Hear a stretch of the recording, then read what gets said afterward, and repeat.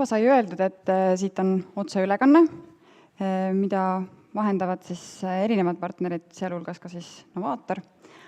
Aga teile just räägiti sotsiaalmeediakampaaniast, kust sa tead, ja siit teile üleskutse. Teemasilt, kust sa tead.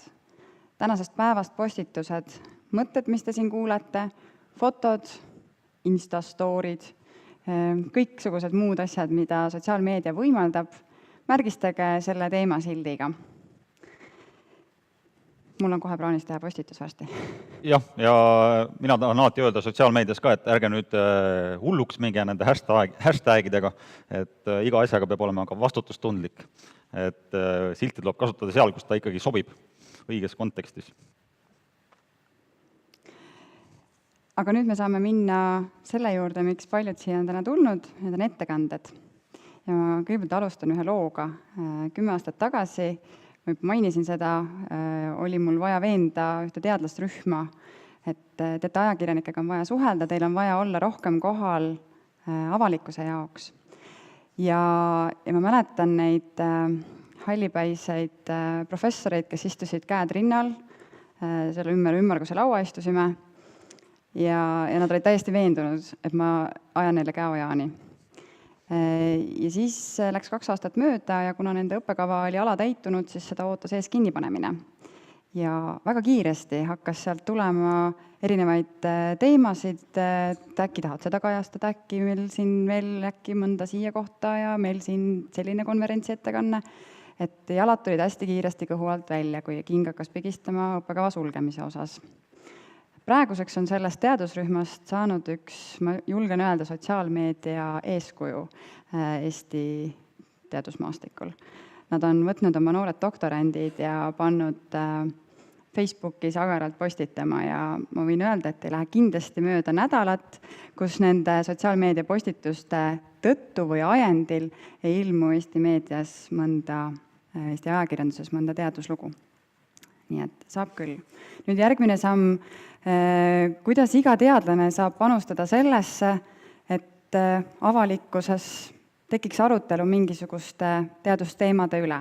Ja ma palusin selle slaidile panna ühe postituse, see on Hannes Kollisti postitus 29. oktoobril, kus ta viitas ühele huvitavale tekkivale arutelule. Ta tegi päris mitu postitust sellest ja see oli üsna lihtne postitus, see on selline ainult link, ega ta midagi seal suurt ei selgitanud. Aga ma hakkasin lugema seda ja minu jaoks tekkis sellest lugu. Ja see lugu näeb välja selline. Kui nüüd saab järgmise slaidi panna. Ei.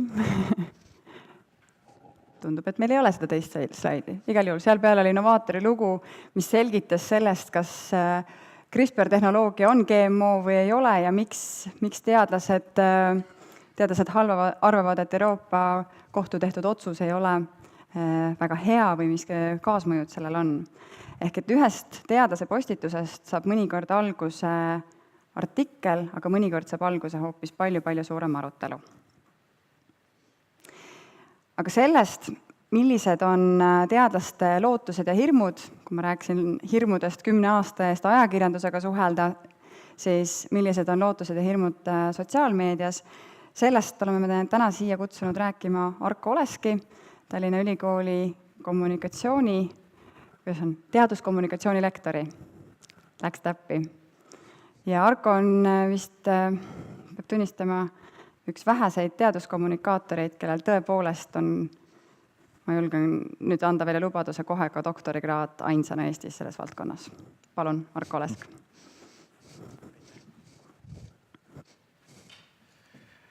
Tere hommikust, suur tänu ja tõepoolest praktikust on saanud nüüd selline inimene, kes püüab vaadata, mis asi on teaduskommunikatsiooni teadus, ehk siis uurida teaduslikult seda, kuidas teaduskommunikatsiooni teha, kuidas seda paremini teha, kuidas seda mõista ja mõtestada ja tänase minu loengu või ettekande eesmärk ongi natukene pakkuda seda sotsiaalmeedia poole pealt, seda teaduslikku tausta ja teaduslikku teadmist, ehk siis vastus küsimusele, kust sa tead erinevaid asju sotsiaalmeedia kohta. Tõepoolest, meil endil on kõigil olemas see isiklik kogemus kasutajana, aga ja sellised tunnetused, mis võiks olla hea, mis võiks olla halb, aga et mida ütleb selle kohta teadus, erinevad uuringud.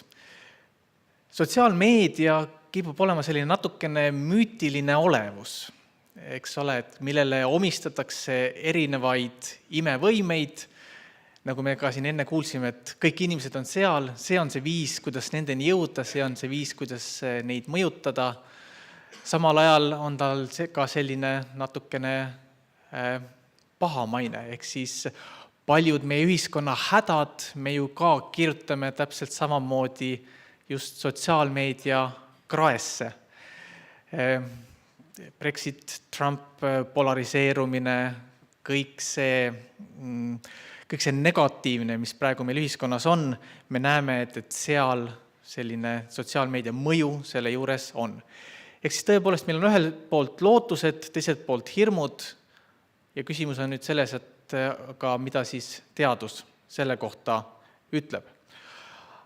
Alustaks sealt, et mis tegelikult on teaduskommunikatsiooni eesmärgid, miks me seda kõike teeme, mida me tahame saavutada.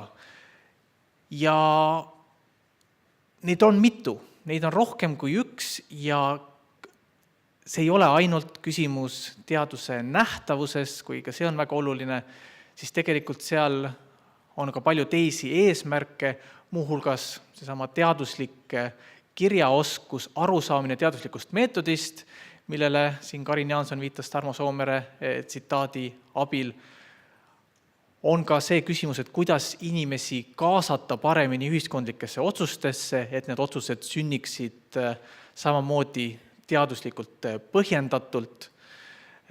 Need otsused mitte ainult siis riigi tasandil, vaid ka tegelikult lõppkokkuvõttes meie isiklikus elus. Ning mis Eestis on väga päevakajaline, on see, et kuidas siis suunata noori nendesse loodus- ja täppisteaduse ja laiemalt teaduse valdkondadesse. Ehk siis neid eesmärke on mitu ja need eesmärgid kõik tegelikult nõuavad natukene erinevaid lähenemisi. Ühte sellist imerohtu ühegi nende jaoks ei ole ja tuleb juba ette öelda, et ega ka sotsiaalmeedia ei ole see imerohi nende jaoks. Aga tõepoolest, need lootused on olnud siin viimastel aastatel üsna kõrged. Nagu öeldud, tänapäeval inimesed on pigem sotsiaalmeedias, et see võiks olla see suurim ühine nimetaja, see suurim ühine kanal, mille kaudu on võimalik jõuda inimesteni ja just seesama personaliseeritus, mis iseloomustab neid erinevaid platvorme, võimaldab siis jõuda sihitumalt nende sihtrühmadeni, keda me siis täpselt tahame kätte saada. Mida rõhutatakse väga tihti on see, et kui vanasti meedia puhul tihti teadlased kirusid, et see vahendaja lüli seal vahel ehk ajakirjanik takistab. Ta võib moonutada, ta võib pidurdada, igal juhul ta mingil moel vahendab seda teadussõnumit, siis nüüd need uued võimalused, blogid, Facebook ja nii edasi, need võimaldavad teadlasel anda oma sõnum edasi otse vahendamata algsel kujul, pelgamata seda, et tõepoolest see vahendaja seal midagi muudab või moonutab. Ehk siis ta annab sõnumi saatjale kontrolli selle sõnumi üle. Mis eristab sotsiaalmeediat vanast meediast, on interaktiivsus. Me võime karjuda teleka peale, kui me seda diivani peal vaatame, aga see, kes telekas räägib, ei kuule seda. Sotsiaalmeedias on meil võimalik tekitada see arutelu, diskussioon, hakata inimesi kaasama. Sotsiaalmeedia on muutnud sisuloome palju demokraatlikumaks. Enam ei pea olema nii-öelda see professionaal, meediaprofessionaal, kellel on voli saata välja sõnumeid, vaid sisuliselt igal ühel meist on võimalik avada oma YouTube'i kanal, avada oma blogi, teha postitusi, olla ise see sisu looja või selle vahendaja. Ja sellest kõigest kokkuvõtvalt võiks nagu eeldada, et sotsiaalmeedia on mõjusam. Ta jõuab inimesteni paremini kohale, need mehhanismid, mida ta kasutab, mõjutavad inimesi rohkem ja me võime seda siis kasutada selleks, et suunatagi inimeste käitumist paremini. Aga see on kõik selle mündi üks pool. Selle mündi teine pool, need hirmud sotsiaalmeediaga seoses, on ka see, et tänu sellele seda infot on meie ümber saanud lihtsalt nii tohutult palju, et sealt nagu üles leida ja välja sõeluda, muutub seda keerulisemaks.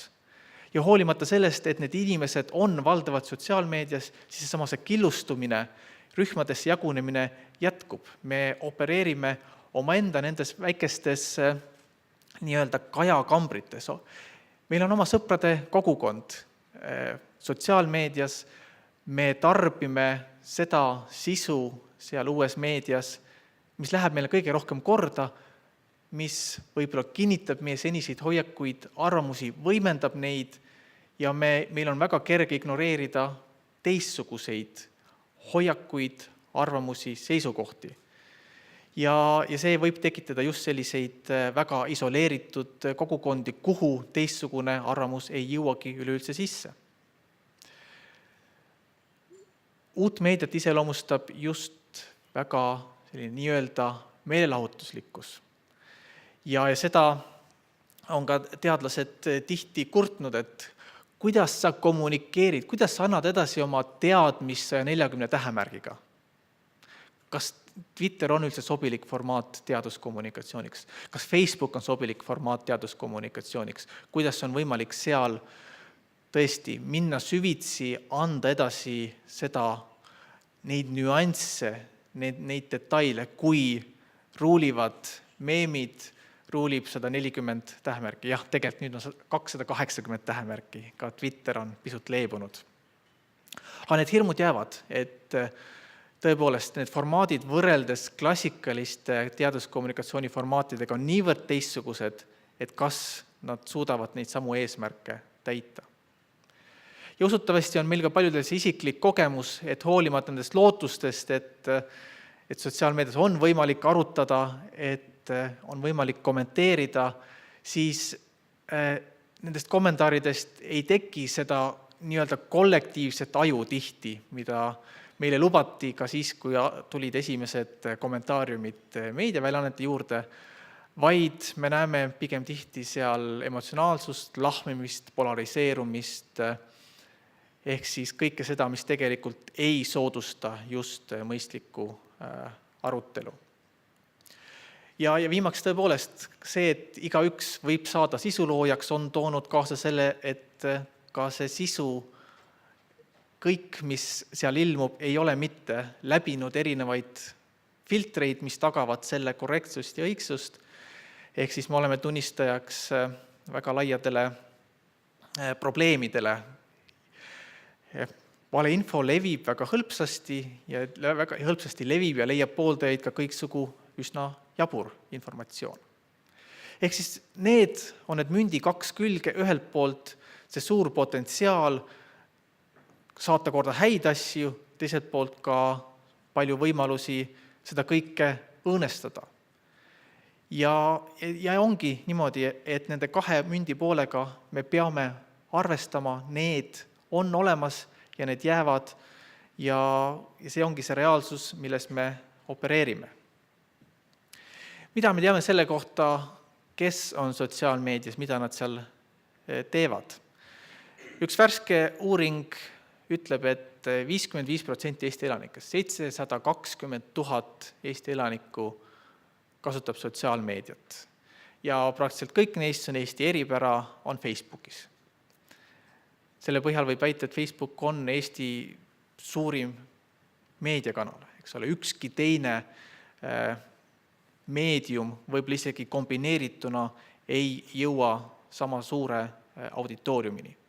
Aga nagu mainitud, siis seal loomulikult nad ei saa kõik seda sama informatsiooni, nad on killustunud oma võrgustikesse.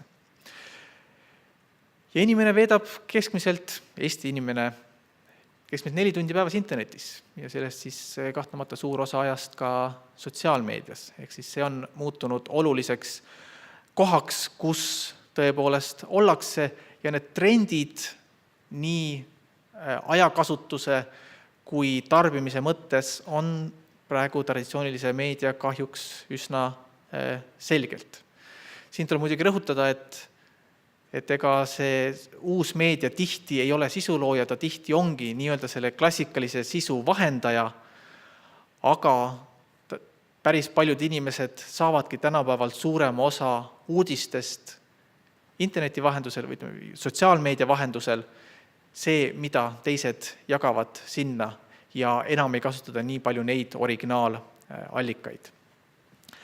Ja seetõttu ongi, et see hirm jääda ilma sellest auditooriumist, mitte jõuda nende inimesteni, kasutades nii-öelda neid klassikalisi vahendeid, ongi see, miks sisuloojad ehk siis klassikalised meediaväljaanded ja erinevad institutsioonid ja ka need, keda me tahame, et nad kommunikeeriksid, ehk siis teadlased on minemas järjest rohkem sotsiaalmeediasse ja miks me neid tänase üritusega ka natukene tagant tõukame, et nad sinna läheksid.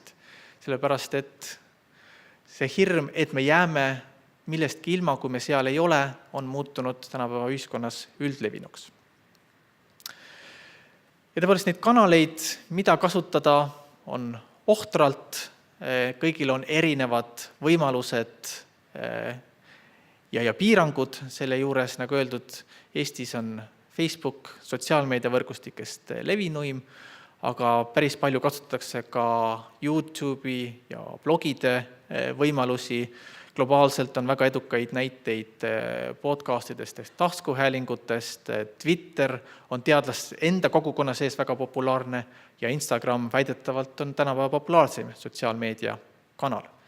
Kui tuua välja mõningaid neist rahvusvahelisi edulugusid, kus on näha, et see asi toimib, siis alustada me saame sellisest suurepärasest lehest nagu IFLS, ehk siis ma pagana päralt väga armastan teadust. See F, tähendab seal seda F-sõna.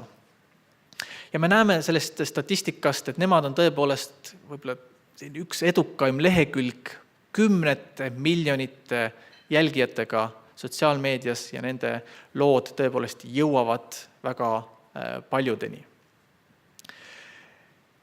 Meemindus on see, mis levib kulutulena sotsiaalmeediakanalites ja kui tabada õige hetk, õige meem, siis need on osutunud väga tõhusaks levitajaks. Siin me näeme Chemistry Cati arvukate eri versioonidega, aga võimalus tegelikult tõmmata tähelepanu teadusele.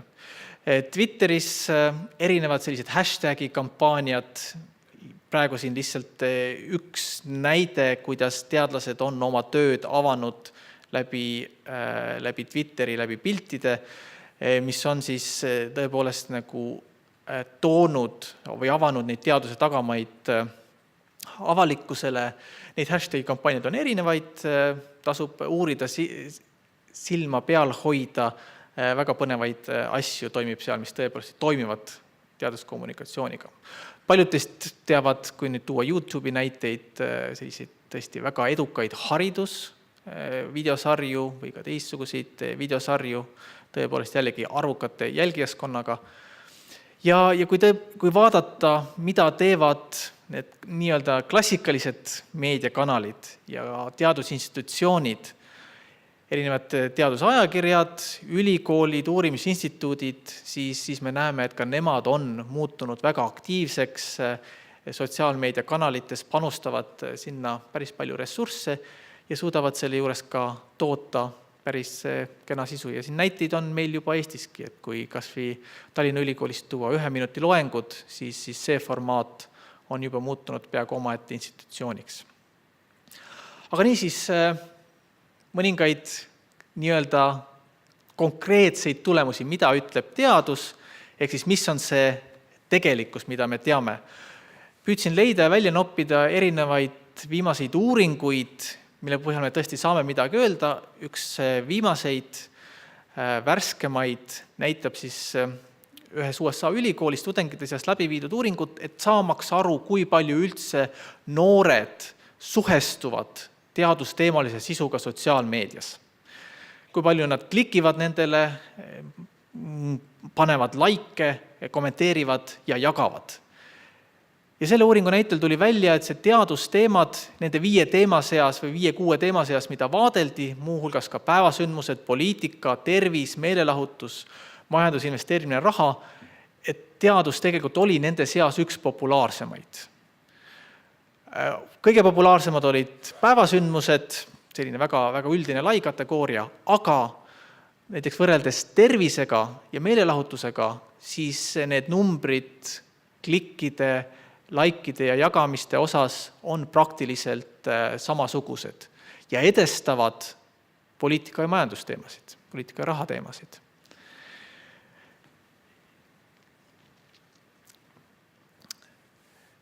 YouTube'i teadusvideod, ka väga populaarne formaat.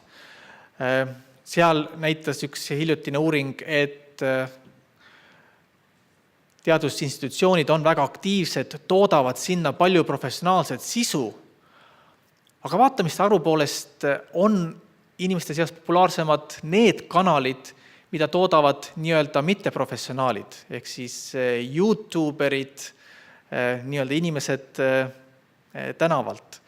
Et need said rohkem vaatamisi, mis veel aitasid kaasa video vaadatavusel, ongi see, et kui sul on see üks nägu, see üks inimene, läbiv inimene selles videosarjas, tekitab endale jälgijaskonna, tõstab vaadatavust ja videode pikkus isegi ei lugenud nii väga vaadatavuse osas, kuivõrd just selline info edastamise tempo aitas kaasa vaadatavusele. Järgmine uuring, üks Okeanograafia instituut jälgis ka oma Facebooki külje kogemust, kirjutas selle kohta teadusartikli. Need esimesed paar viidet siin slaidi peal on asi, mida tegelikult iga sotsiaalmeediaga kokku puutunud inimene võib-olla teab omast kogemusest, teab intuitiivselt, nüüd on need ka tegelikult teaduslikult kinnitust leidnud teaduse levitamise vallas, ehk siis fotod ja videod on populaarsed, jõuavad rohkemateni, mida sagedamini postitada, seda suurem on see nii-öelda orgaaniline levik sellel postitusel, leidis siis see instituut. Aga nad vaatasid ka just seda, et kuivõrd tegelikult see Facebooki külg oleks hea koht, kus õpetada inimestele seda teadmist ookeanide kohta, nende kohta, kes seal elavad, ja seal nad olid sunnitud tunnistama, et sellist õppimise situatsiooni, kus tekiks arutelu postituse all, inimene küsiks midagi, saaks midagi uut teada, tekiks arutelu, et seda paraku nende lehel väga ei tekkinud. Inimesed laikisid palju, kommenteerisid, ütlesid, et super, aga sellist sügavamat arutelu ei tekkinud. Küll aga hakkasid sellised arutelud tekkima inimeste endi lehtedel pärast seda, kui nad olid seda postitust jaganud. Viidates, et see keskkond on ilmselt nende jaoks kuidagi turvalisem, lähedastega või tuttavatega tekib see arutelu hõlpsamini kui nii-öelda võõrastega seal kusagil postituse all. Nii et see on võib-olla parem õppimise koht ka teadusteemade jaoks. Ja nüüd selle pahupoole kohta, et kuidas näiteks teadusuudised levivad võrreldes erinevate vandenõuteooriatega. Ka seda on vaadatud, et üldine see uudise leviku graafik Facebookis on mis tahes teemade puhul, nii teadusuudiste kui vandenõuteooriate puhul üsna sarnane, eks ole. Tekib selline algne tipp, kus seda jagatakse väga palju ja sealt hakkab ta siis järjest edasi levima pisut sellise vaiksema tempoga. Aga leiti, et see põhiline nagu ajend või põhjus, miks mingisugune uudis levib, on ikkagi, siin on nimetatud sotsiaalne homogeensus, ehk siis kui sa nagu nii-öelda kirjutaksid sellele teemale alla, kui sa kirjutaksid sellele institutsioonile alla, kes seda jagab, siis sa jagad seda edasi. Ehk siis see süsteem, mis just tekitab neid kajakambreid, sa toetad seda informatsiooni, mis on sulle tuttav ja meelepärane, ja sa jätad kõrvale selle informatsiooni, mis sulle ei ole meelepärane. Ja siin ka see uuring näitas, et see püüe lükata ümber valeinformatsiooni, kui läheb mingisugune väärinfo vandenõuteooria levima, siis seda ümber lükata teaduslikult, siis see ümberlükkamine paraku ei kipu jõudma nendesse kajakambritesse, kus see sama vandenõuteooria levib. Või kui ta jõuab sinna, siis ta saab tavaliselt negatiivset vastukaja, ehk siis ta ei suuda veenda neid inimesi, keda ta peaks veenma. Ja viimane uuring tutvustamiseks ka need uuringud enamasti on USA põhised, seal uuritakse seda kõige rohkem, Eesti kohta meil paraku on üsna vähe informatsiooni, siis kuidas teadlased Facebookis on esindatud, Facebook siis meil kõige populaarsem suhtlusvõrgustik, nad on seal, neil on tegelikult päris suur sõpruskond, aga nad ei kasuta seda teaduskommunikatsiooniks. Nad kasutavad seda ikkagi isiklikuks suhtluseks ja nad ei näe seda professionaalse kanalina või võimalusena kommunikeerida teadlust, võimalusena sekkuda aruteludesse, tuua seda teaduslikku teadmist rohkem lauale. Uuringud on näidanud, et näiteks Ameerikas ja Lääne-Euroopas Twitter on see keskkond, mida teadlased kasutavad professionaalseks suhtluseks palju rohkem, aga siis ka professionaalseks pigem nagu teadlaskogukonnas, mitte teadlase ja avalikkuse vahel. Ja siin ka need autorid ütlevad, et Facebook on kasutamata võimalus, see oleks võimalus teadlastel tegelikult just seda sama teaduslikku teadmist viia nende inimesteni ja just samas oma võrgustikus, kus nemad võiksid olla see nii-öelda usaldusväärne nohik, usaldusväärne isik, võiks see toimida üsna edukalt. Kokkuvõtteks siis saab öelda, nagu nägite, potentsiaal on, me ei kasuta seda tihti ära, aga sotsiaalmeedia ei ole ka see, mis suudaks teha mingisuguseid imetegusid. Ta ei suuda asendada neid teisi formaate, näost näkku formaadid, ka klassikaline meedia. Ta suudab neid edukalt täiendada, anda sinna oma nüansi, kasutada oma või täiendavaid huvitavaid formaate selle jaoks, et see komplekt oleks parem. Ta tõepoolest on tõhus turunduskanal teaduse nähtavuse saavutamiseks, aga need teised eesmärgid, arutelu, kaasamine, teadusliku arusaamise suurendamine, nende puhul tal on omad positiivsed küljed, aga ka nagu nägime üsna suured keerukused.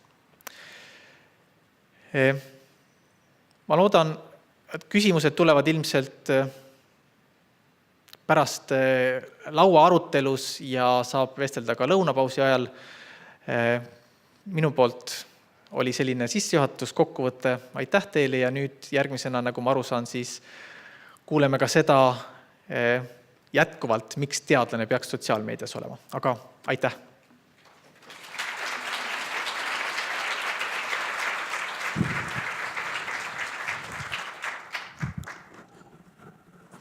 Enne veel, kui ma kutsun siia lavale Maria Murumaa-Mengeri, ma unustasin ühe väga olulise asja öelda, et kuna me kõik tahame kõigest kaasa rääkida kogu aeg, siis meil on selle jaoks keskkond sli.to.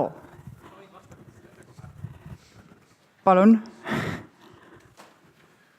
Kuna küsimus tuli juba ekraanile, ehk siis kui palju on sellised, ütleme nii-öelda kunstilised žanrid, mina ütleksin, et need on väga olulised. Ehk siis see, ma arvan, et teaduskommunikatsiooni eesmärk on ka see, et teadus tegelikult oleks mingil moel esindatud igal pool, kus kus ka meie oleme.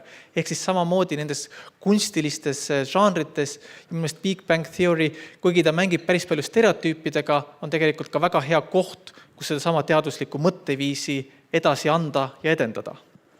Jah, see on samamoodi nagu poliitikaga, et üks hea poliitiline satiirine oli, härra peaminister annab meile mõnelegi võib-olla suurema hariduse poliitika tegemisest, kui me seda muidu koolipingist saaksime. Võib-olla on teadusega samamoodi.